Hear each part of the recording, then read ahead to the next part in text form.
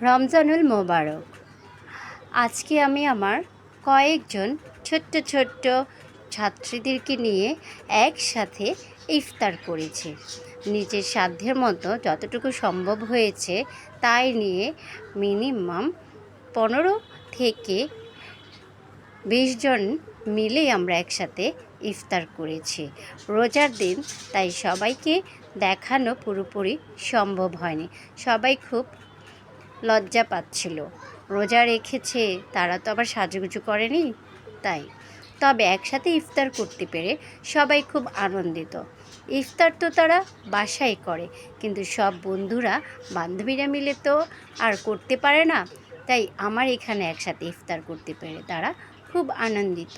আর তাদের সাথে ইফতার করতে পেরে আমিও খুব আনন্দিত।